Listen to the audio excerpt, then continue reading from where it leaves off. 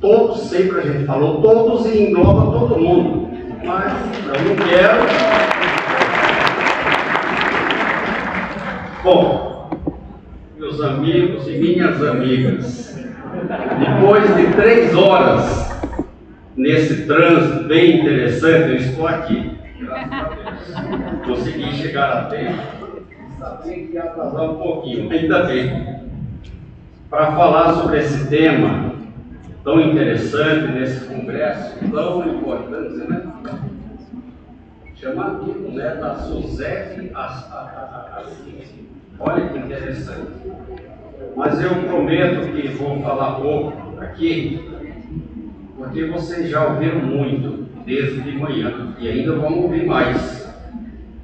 Eu, na verdade, quero aqui trazer um pouco da minha experiência, da minha vivência neste campo.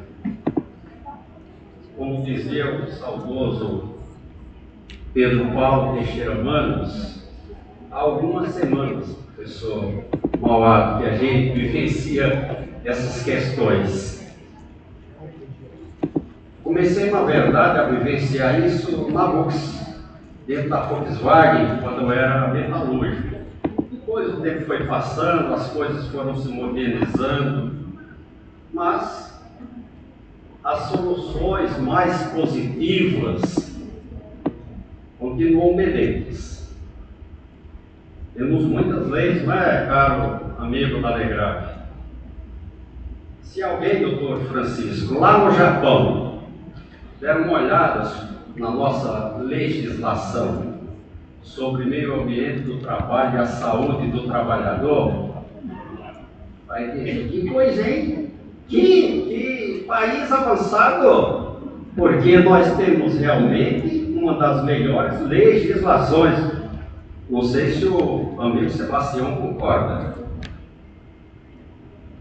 Que, apesar disso, vivenciamos ainda vergonhosos índices de acidentes no trabalho e de doença.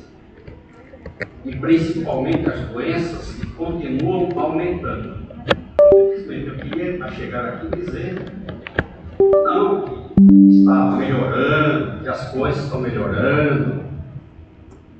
Imagine só o tema das doenças mentais no mundo inteiro e no Brasil e nos ambientes de trabalho. Certamente que muitos de nós aqui estamos passando, doutor Cláudio Morales, por algum problema de cabeça por conta do trabalho. Só que tem uma coisa, isso é bem escondido, né? Fica bem escondido. Principalmente quando se vai no processo, não é, doutor Tiago? Cadê os peritos? Certamente temos, ouvi falar que temos alguns aqui na plateia, que tem o papel de dizer sobre o nexo causal ou concausal. A dificuldade é bem interessante, e os senhores advogados sabem muito bem disso. Bem, mas eu queria lembrar que eu comecei a minha vida profissional aqui no ABC, então é sempre um orgulho vir aqui. Fazendo petição inicial no modelinho comprado na papelaria. E aí você tem que colocar toda a sua questão. Já vi muitas mudanças nesse campo trabalhista e na justiça do trabalho. Mas naquela época, o que muito se discutia era acidente. O acidente do trabalho, sob o enfoque da indenização material. Tinha um promotor, escreveu livros, Sebastião, José Luiz Dias Campos, exatamente. Quantos seminários e eventos ele fez por aqui em São Paulo e a gente participava, mas a discussão era a questão da indenização. Mas não era sobre dano moral, material, estético, não, era sobre a pensão. Era somente aquilo que se discutia. Não se falava em dano moral, material, não existia isso. Isso, a gente diz assim, teoricamente, ocorreu até 1988. Por quê? Porque a Constituição de 88 foi um marco histórico, um divisor de águas. A Constituição de 88 estabeleceu dois mandamentos. Primeiro, a prevenção. A obrigação dos tomadores de serviço adotarem medidas de saúde, higiene e segurança para eliminar ou ao menos diminuir os riscos nos ambientes de trabalho. Essa é a regra número 1, é a regra mais importante. Porém, todavia, contudo, como vivemos num capitalismo onde tudo tem um preço, o Constituinte também diz, o segundo mandamento: se você, tomador de serviço, não adotar medidas de prevenção e ocorrerem acidentes e doenças, você terá que reparar. Você terá que pagar indenizações. E a nossa lei diz claramente: essas reparações deverão ser integrais. A reparação tem que ser integral, deve ser. Mas aí já tem um problema aqui na situação do acidente de trabalho. A indenização pode ser a maior do mundo. Aqui nunca vai haver uma reparação. Sabe, no sentido de retorno ao estado anterior. Não. Alguém que perdeu uma mão, que ficou inválido, que perdeu 50% da capacidade, nunca vai voltar ao estado anterior. Quem morreu, pior ainda. Então, o que há, na verdade, aqui, eu sempre digo, para mim é isso. É uma compensação. Não é reparação. Sobre acidente de trabalho, não há reparação. Há uma compensação. Até 1988, mas na verdade um pouco para cá. Porque o marco da competência foi 88 com a Constituição. Até lá, essas ações corriam na justiça comum. E é interessante notar, porque a vida inteira correram lá. Aí já dava, assim, de certa forma, tudo sedimentado, o juiz civil conhecia sobre a questão, o advogado, que não era um trabalhista, eu me lembro, eu era advogado do sindicato aqui de Metalúrgico, onde o doutor Mauá trabalha, e sempre foi um sindicato possante, bem organizado. Tinha os advogados trabalhistas e tinha os advogados civilistas, que aliás usavam os termos mais, termo de Casimira, não é? Os advogados trabalhistas usavam mais um termo de xadrez. Mas eram os advogados do termo de Casimira que faziam essas defesas lá na Justiça Comum. Mas não havia maiores problemas, não. Eu me lembro um dia, eu até fui no enterro do senhor Geraldo, que foi prensado por uma prensa, às 6h15 da manhã, numa grande metalúrgica aqui. E aí, foi ajuizada uma ação e ele recebeu uma indenização dele, a esposa. E olha como que é a vida. Eu me lembro que essa senhora até disse, não sei, a gente vai dizer, feliz não era, mas dizendo assim que conseguiu com aquele dinheirinho, ou ia conseguir com aquele dinheirinho construir uma casinha, comprar um terreninho e construir uma casinha. Mas perdeu o marido. Aí eu vou dizer aqui o que devo falar no fechamento. Não vale nada a maior indenização acidentária. A maior. Mas quanto? Pode pensar, bem grande. Um pouco mais. Não vale nada. Se alguém fica inválido, se alguém perde a vida, se alguém fica mutilado, e nunca mais vai voltar ao estado anterior. Então, Sei que a gente aqui está discutindo indenização, mas é preciso sempre falar que o mais importante do que isso aqui é a prevenção. E a partir de 1988, principalmente com as novas funções que foram atribuídas ao Ministério Público do Trabalho, as coisas começaram a mudar um pouco.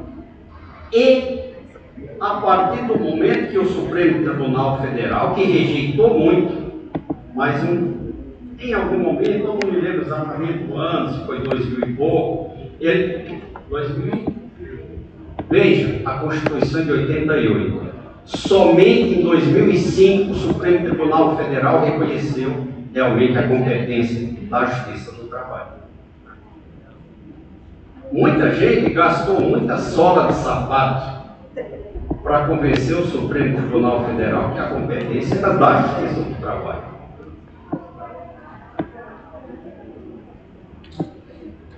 Para a prevenção e para as reparações. E aí o Ministério Público do Trabalho, eu estava lá, eu entrei lá em 1991 e tentava emplacar uma ação civil pública, mas a gente não conseguia um grupo de procuradores novos. Ação civil pública ambiental, para buscar a prevenção. Até que um dia a gente conseguiu. Olha, doutor Francisco, que interessante. Eu não sei se Vossa Excelência ainda conviveu com os representantes classistas. Ainda? Então.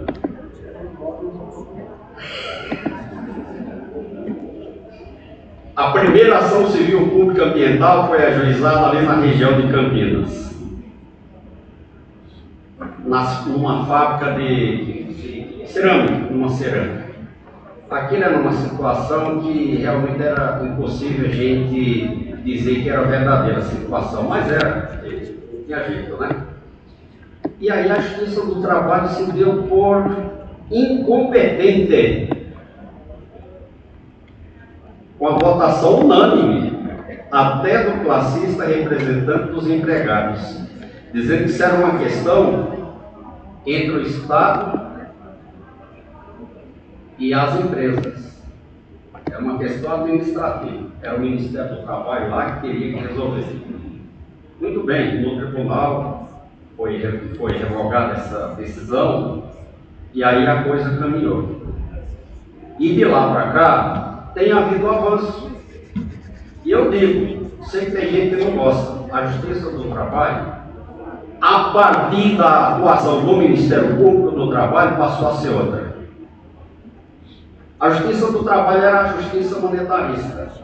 Eu me lembro dos sindicatos metalúrgicos, a gente fazia audiência com 800 trabalhadores. Fazia lá, porque não dava para levar na vara do trabalho.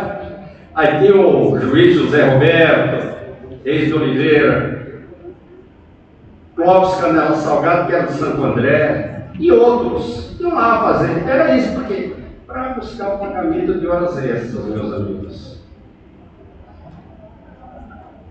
Mas, a partir e depois de tudo isso, o Ministério Público passa a atuar, a ajuizar ações coletivas, a Justiça do Trabalho a receber essas ações e impor medidas, obrigações de fazer ou não fazer. Resolveu a questão? Ainda não. Mas talvez, se não fossem essas ações coletivas, mandamentais, termos de ajustamento de conduta, são muitos, são tomados por conta das denúncias apresentadas. Se não fosse isso, talvez a situação fosse pior ainda do que é hoje. Hoje eu não sei nem dizer qual é o lugar em que o Brasil está. Qual é essa questão? Aí no ranking mundial? Então, aí a A está certa. Olha que interessante. Eu tenho umas informações que é o 8º em acidentes e 4º em mortes. Aí eu coloquei no IAA, aí falei assim, o Brasil está no 8º lugar em acidentes do trabalho? Aí ela, em 2 segundos, falou, não. Ele está no 4º lugar. E ali falou mais um monte de coisa. Então a situação não é simples. Bom, aí nós temos acidente. Temos que correr atrás, os advogados principalmente, né, buscando algumas reparações. Com aquela mudança do Supremo, vieram carradas de processo. Sim, eram carradas, caminhões de processo para as varas lá da Justiça Comum. Aqueles processos desse tamanho. Né? Mas as inúmeras ações novas passaram a ser ajuizadas. Mas passamos a enfrentar alguns probleminhas.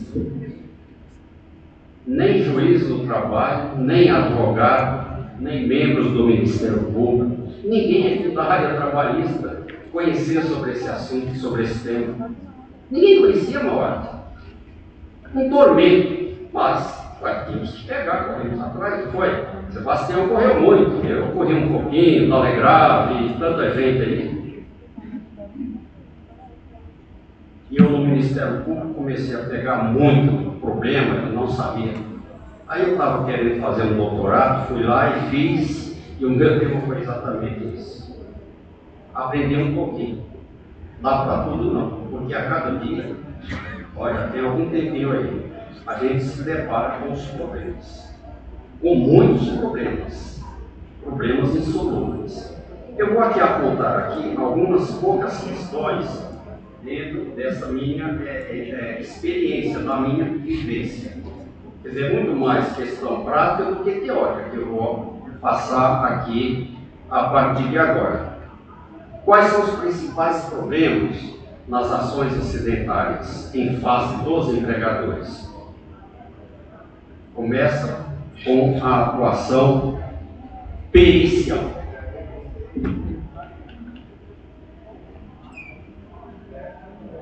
Eu vou dizer uma coisa aqui, pode ser que alguém não goste, mas paciência. A idade que eu cheguei, eu não posso engolir certas coisas. Peritos decidem o destino das vítimas. Meu amigo perito que está aqui, eu não estou te atacando, não estou. Por quê? Porque o perito é um auxiliar do juiz, técnico, né? Ele vai emitir um parecer em cima do qual o juiz vai decidir. Então eles decidem os destinos das vítimas. Os juízes confiam nos peritos, porque são auxiliares, são auxiliares. Mas vou dizer outra coisa também, talvez não gostem. Às vezes, ou muitas vezes, doutor Francisco, os juízes confiam muito nos peritos. E aí os peritos, com a bola cheia, aí a coisa pode ficar difícil. Juízes emitem sentenças em poucas laudas, caso o perito disse. Bom, mas a parte que pugnou aquele laudo pediu uma segunda perícia que a lei autoriza. O juiz aceita uma nova perícia? A lei está clara, o juiz deve até para tirar ali ter uma outra opinião, mas os juízes não gostam. Raramente você consegue convencer um juiz para nomear o segundo perito. Olha que eu já passei por muitos casos. Na minha vida foram os 3 casos. Os 3 casos que eu consegui uma nova segunda perícia, houve alteração no resultado.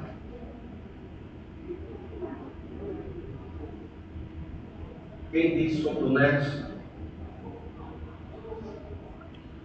o acidente ou doença com o trabalho é o perito. Quem diz sobre a incapacidade, sobre o índice de incapacidade, é o perito. Então vejam, o perito está no centro das atenções. Eu me lembro que há algum tempo, não faz muito tempo não me lembro, acho que foi antes da pandemia, fizemos um seminário no Tribunal de Campinas. O dia inteiro. Discutindo perícia. Foi, Sebastião, naquele momento em que estourou um problema aí da chamada Operação Hipócritas. Alguém ouviu falar dessa dita Operação Hipócritas, envolvendo peritos que vendiam laudos? Foi um escândalo enorme que atingiu principalmente a 15ª, mas também alguns polos na 2ª região. Eu me lembro, um dia, a força-tarefa da Polícia Federal, com o Ministério Público Federal, com 200 pessoas na rua, prenderam peritos, pegaram advogados, documentos, etc, etc, etc. E ali, por exemplo, se constatou que numa grande empresa multinacional, não era empresa não, um perito, por exemplo, fez 38 laudos em processo daquela empresa. 38. Em 37 ele negou o nexo. Uma metalúrgica, uma grande metalúrgica. Em uma ele reconheceu o nexo, mas negou qualquer incapacidade.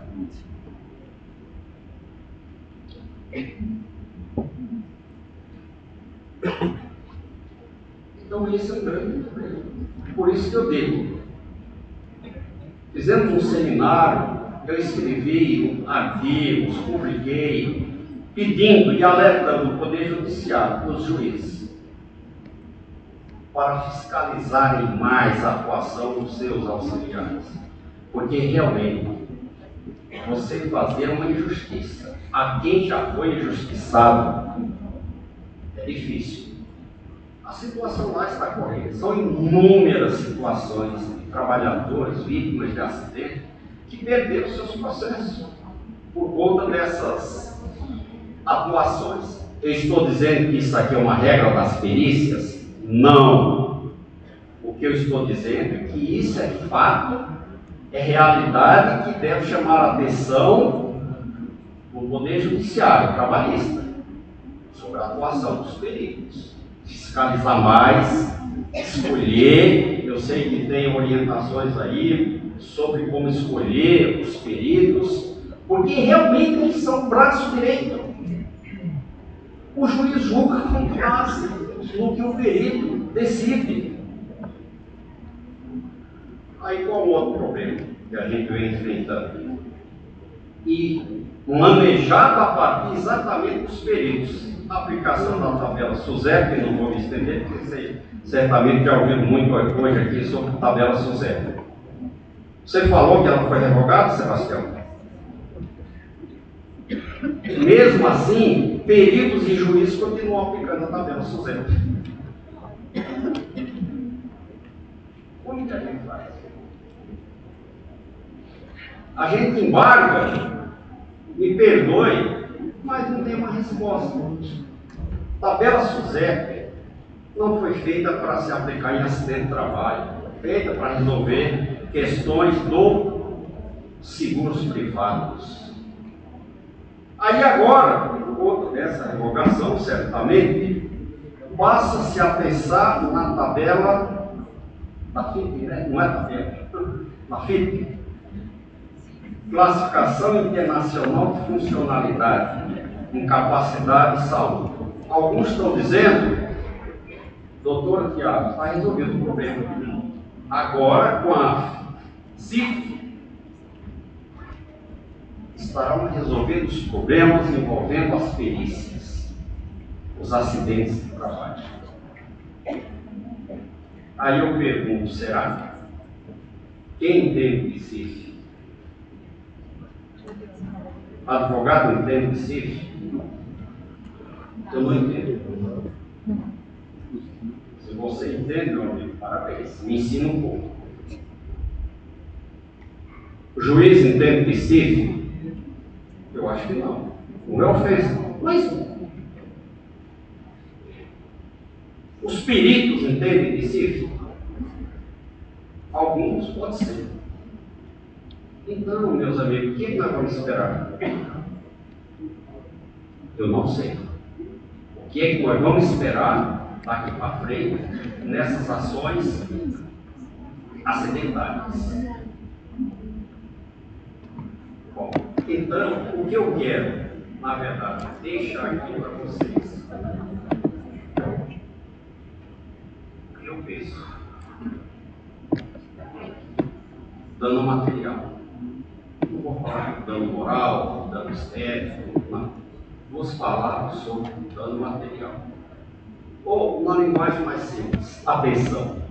A vítima vai lá no seu escritório, doutora, e diz se é advogado ou juiz? Advogado.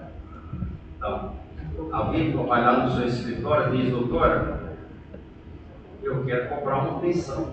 Porque, conta uma história, a pensão direito comum, como dizia, era a minha pensão. A viúva, pior ainda quando é a viúva, né? Quanto que vai ser a pensão para ela e para os filhos?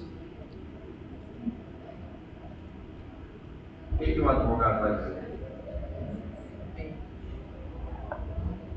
Não dá nem para chutar. Porque para chegar nessa pensão, vai ter que passar por um monte de obstáculos. Se chegar lá, não sei quanto vai ser essa pensão. Principalmente agora, com o parâmetro de sítio. Mas antes ninguém falava em José. Quando eu comecei a atuar nessas questões, ninguém falava de José, seu pastor. Ninguém falava de Recife. Como que resolveu? O perito fazia um laudo com profundidade, enfrentava a questão, analisava a situação daquela vítima, qual foi a sua incapacidade. Às vezes é difícil afirmar 100%, mas um bom médico, um bom profissional, ele tem condições de emitir um parecer para ajudar o juiz.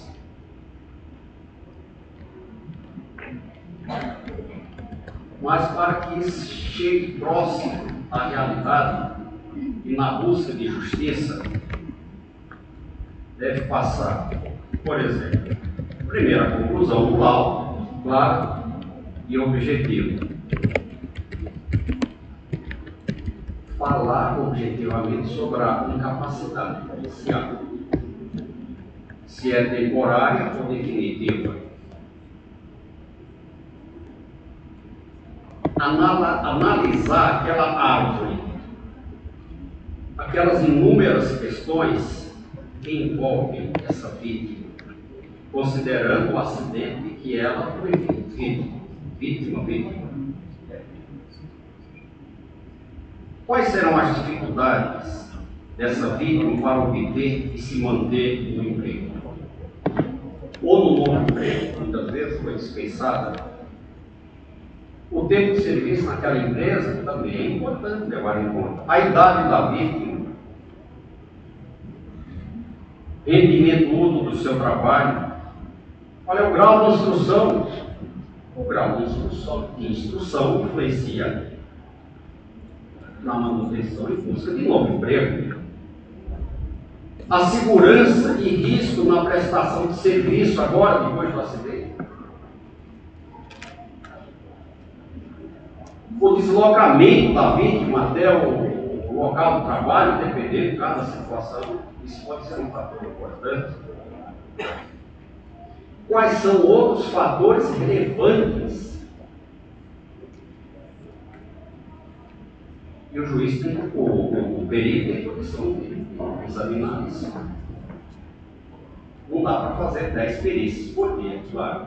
E aí também tem que ser valorizado na fixação de honorários, porque ninguém trabalha de graça.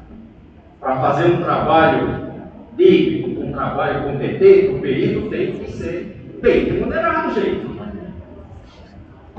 Eu não posso ver um perito receber R$2.000 por uma perícia acidentária. Isso é um convite para outras coisas. Desculpe. Mais uma vez, mas quem bate 7-0, sabe, às vezes ficou com muita coisa engasgada e que aproveitar alguns momentos para jogar isso para fora. Trata-se de um juízo de valor e não de mera equação matemática. Esses elementos serão levados para o juiz, para que ele possa fazer justiça.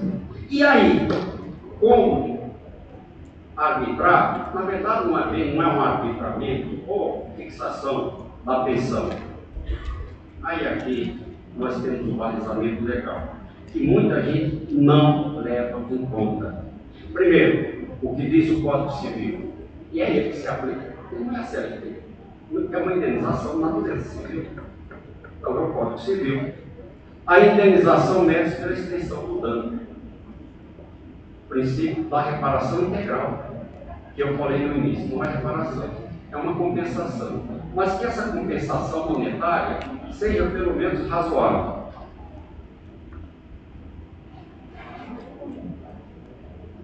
O artigo 950, para mim, está chave, e eu digo, muita gente não olha.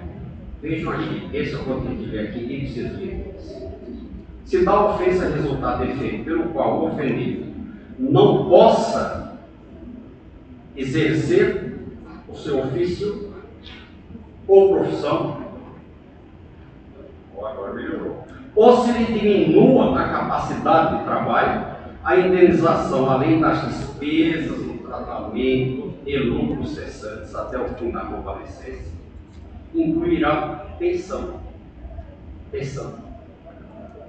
Correspondente à importância do trabalho para que se inabilitou, ou da depreciação que ele sofreu. Bom, pensão correspondente à importância do trabalho para que ele se inabilitou, que é o ofício. Por que muita gente não me conta isso? Você fala disso aqui? Eu falo, tanta gente fala. Aí eu vou dar aqui um exemplo. Como são mal resolvidas as coisas. Um exemplo fresquinho aqui da cabeça. A vítima de acidentes era um motorista parqueador. Alguém por acaso conhece essa profissão? Motorista parqueador. É um motorista que além de dirigir o caminhão, ele engata e desengata a carreta manualmente. Trabalho pesadíssimo, perícia muito pesado. O cara tem que ser forte. Aí o que acontece? O trabalhador arrebentou o ombro esquerdo. Cirurgia.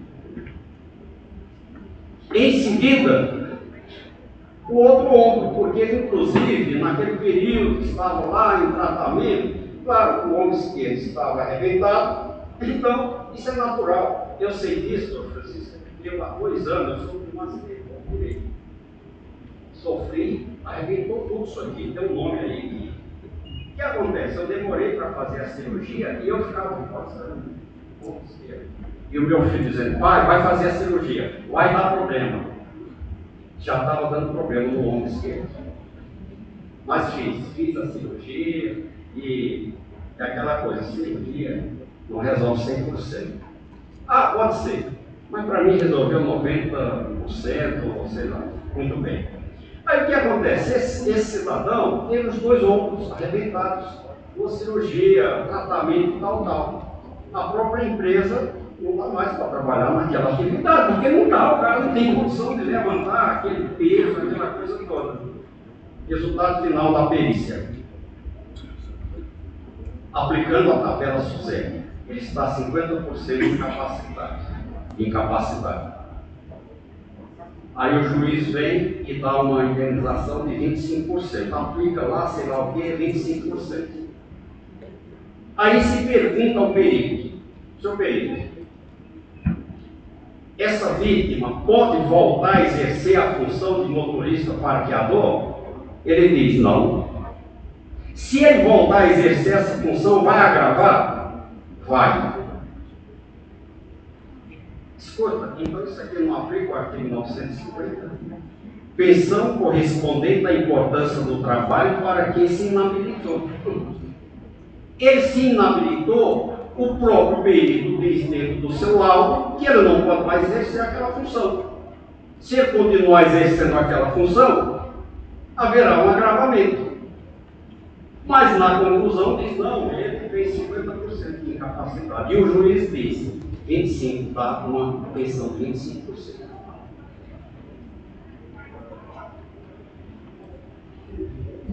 Então, a situação não é fácil. Isso é reparação integral? Eu estou trazendo aqui, meus amigos, como eu dizia, exemplos da realidade. Eu já ouvi alguém de dentro da Justiça do Trabalho dizer: olha, eu gastei muita sola de sapato para defender a competência da Justiça do Trabalho. Mas estou repensando, como será que se daria a situação se essas ações tivessem continuado na Justiça Comum? E eu vou dizer para vocês, é a minha percepção, cada um tem a sua. Depois da reforma trabalhista, 2017, quando pré-reforma, presidente do TST veio à mídia dizer que trabalhadores poderiam buscar se acidentar para ganhar indenizações, etc, etc, etc. Depois veio lá aquele tabelamento inconstitucional. As coisas começaram a mudar. Os valores das indenizações, dano moral, nem fala. Você tem algumas turmas, câmeras, lá em Campinas são câmeras, né? O pessoal já tem um padrão. Eu fui lá no outro dia, o caso foi bem interessante. A primeira instância deu 200 mil ainda naqueles ventos e dano moral. Chegando lá, a Câmara reduziu para 20 e falou: olha, o nosso padrão aqui é 30 mil, é o máximo. E o perito disse que aquele caso, o perito disse, ele estava totalmente incapacitado para aquelas atividades. Aí eu, que sempre fui contra o tabelamento lá da CLT, eu cheguei lá rapidamente, fiz as contas aqui, olhei o salário, daria 90 mil reais, mais ou menos. Implorei a Câmara para que aplicasse o tabelamento da CLT. Embarguei, ficou lá por 6 meses. Mas foi mantida a sentença. Bom, eu falei que não ia mas já está muito bom o que eu falei. Eu quero só concluir aqui dizendo o seguinte, mais uma vez. Quem se acidenta, logicamente, tem o direito a adquirir reparação, indenização, compensação, seja o que for. Mas, para todos nós, a melhor reparação para acidentes e doenças do trabalho é a prevenção. Basta uma conscientização de todos. Porque é mais barato prevenir do que indenizar. Somente alguns vão pedir indenização. Cuidado. A maior reparação possível não devolve vidas perdidas. Nem recupera incapacidades. E concluo aqui com um exemplo. Eu vi um dia, fui fazer uma palestra lá em Teresina. De manhã colocaram um jornal lá, nem esse costume. Colocaram um jornal debaixo da porta lá no hotel.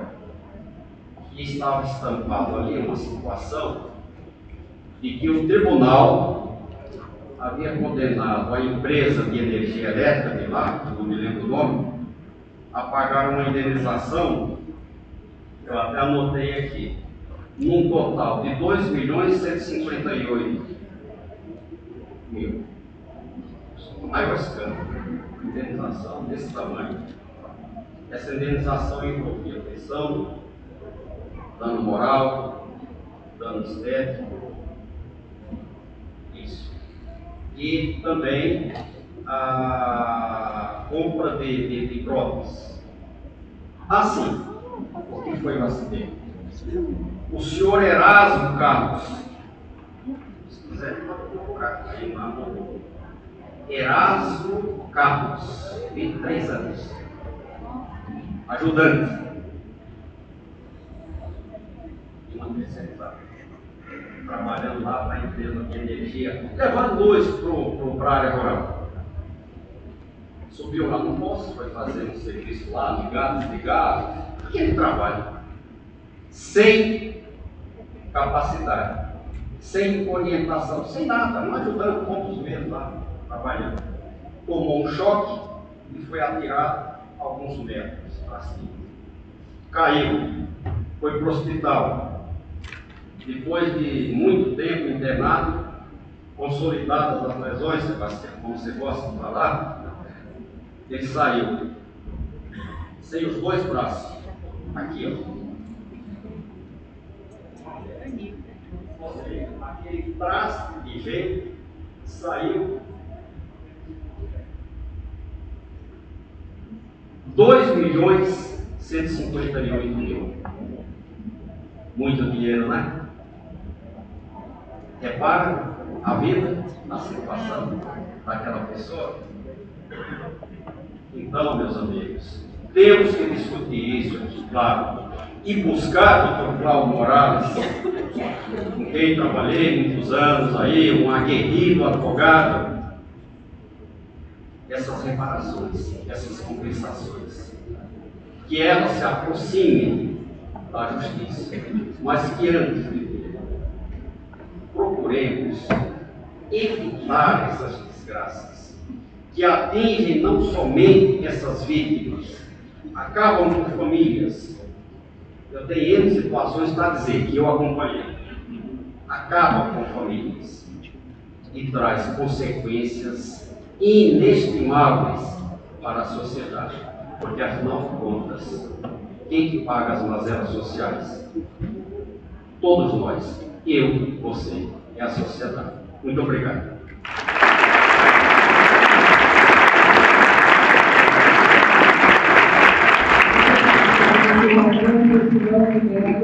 Eu convido então o senhor professor.